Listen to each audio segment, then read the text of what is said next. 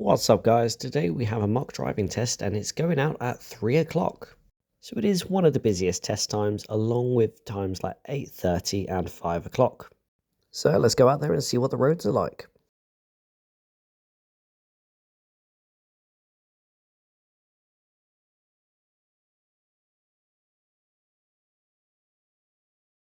The test centre road itself isn't actually that busy. There's the usual cars parked up on the left and the right, but everyone still seems to be in work.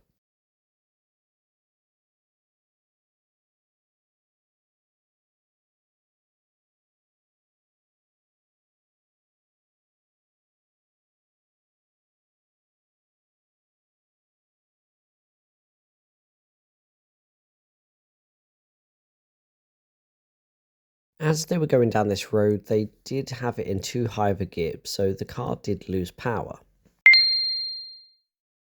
Down this road, there are sometimes they ask you to turn right.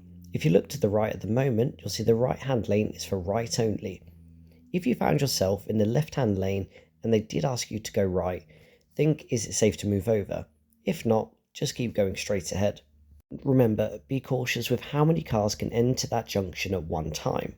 It is two by default, but sometimes you may only be able to fit one, if say for example there was a larger vehicle.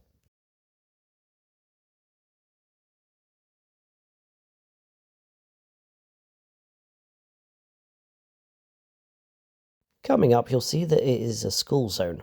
With the time this test went out, you do need to be very cautious of school children. My learner noticed there was a lollipop man, he gradually reduced his speed, gave them plenty of space, and didn't move off until he was back on the pavement. That was handled really perfectly.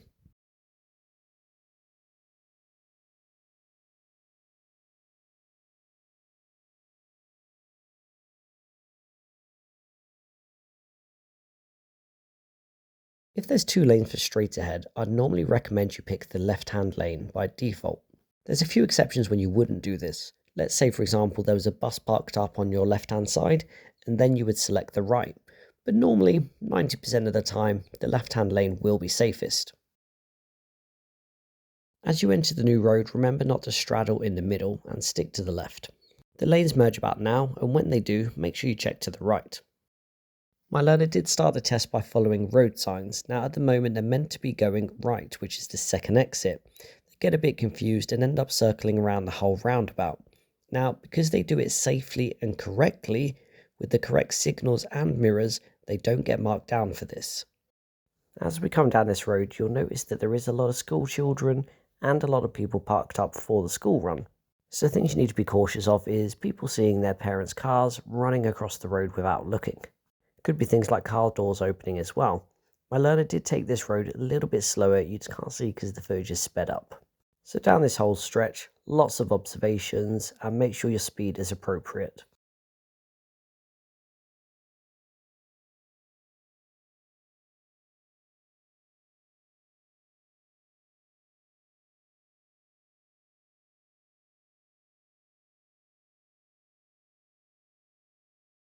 Look at the white car approaching the roundabout. He goes to go all the way around, the black van didn't observe that and it nearly ended up in quite a large crash. The white car was already established, so the black van would be held 100% accountable.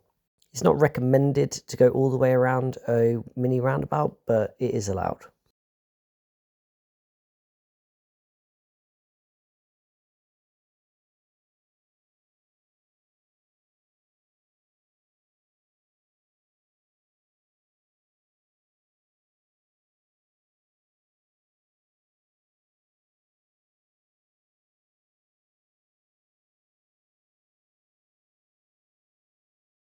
With the parking, they did pick up one minor fault, and this was because they had to do a slight adjustment.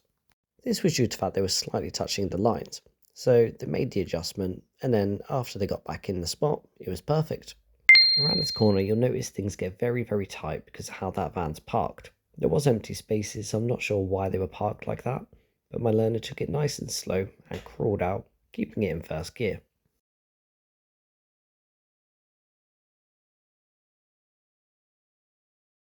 And also at this point, they noticed that the lady was emerging, they slowed down, they didn't wave them across, and they let them move out. All round, very safe decision.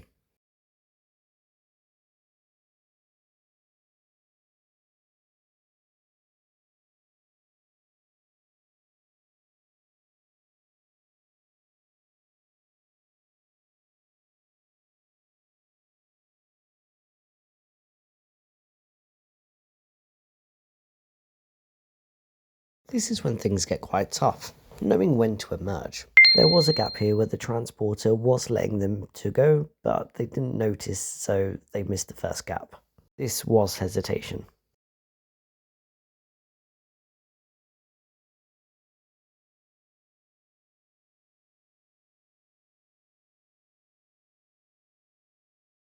Shortly coming up, the vehicle to the right flashes them to let them through. This was really kind and really nice of them. For some reason, the car behind beeped, quite impatient as they weren't slow at moving off.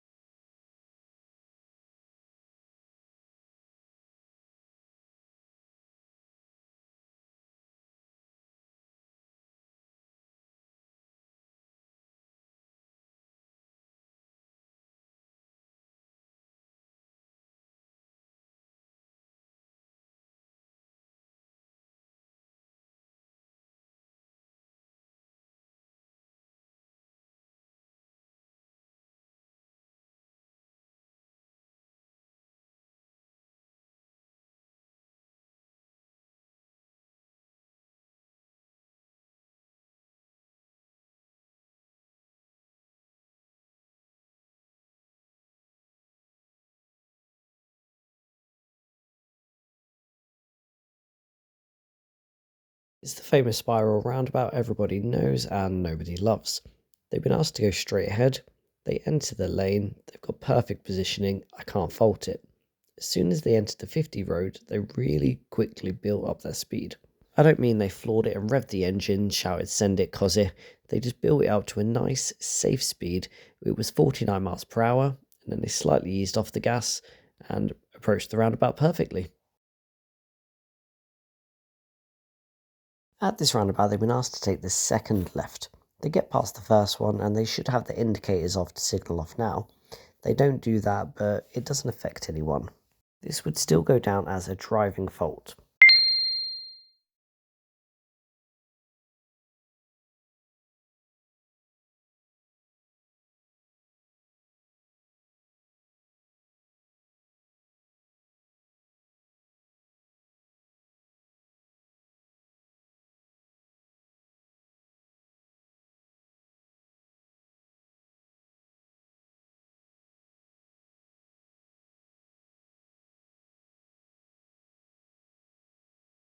It's now a 20 mile per hour zone. They did notice and they did reduce their speed.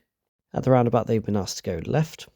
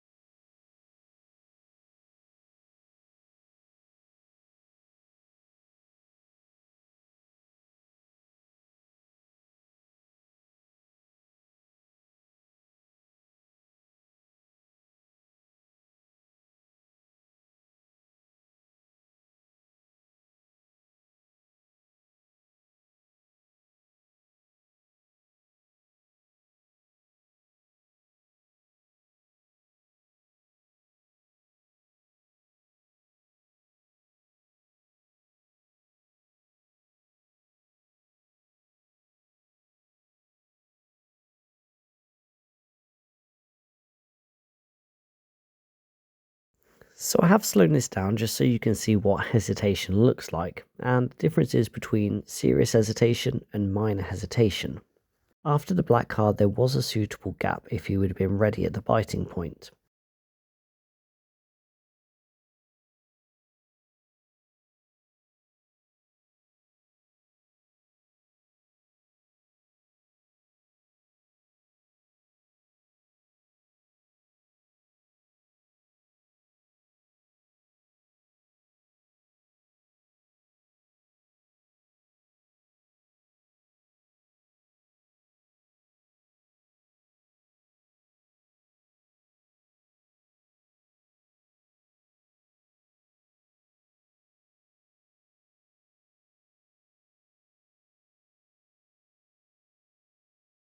Now, the reason I didn't mark this down as a serious fault was because I've had tests go out before and they got marked down for missing much larger gaps.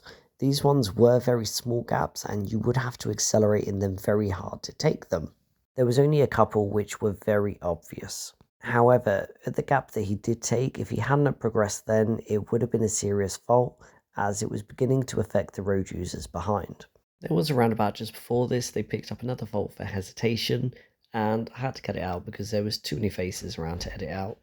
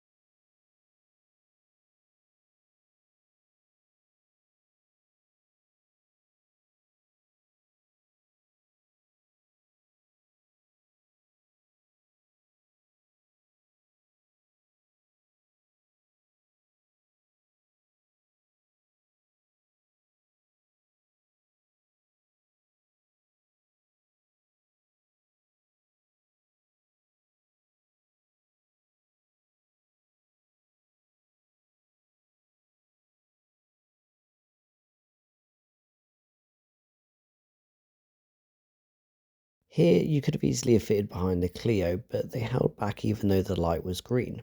You should have progressed behind the silver car and not waited so far back.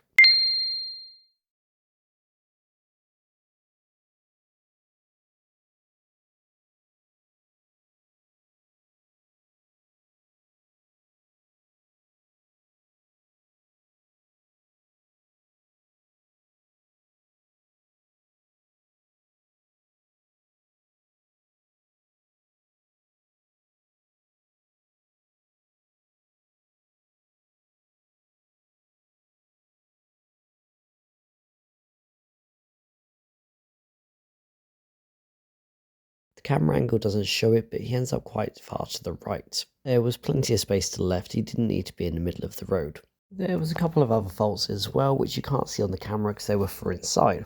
You finished off with a total of 9 faults altogether.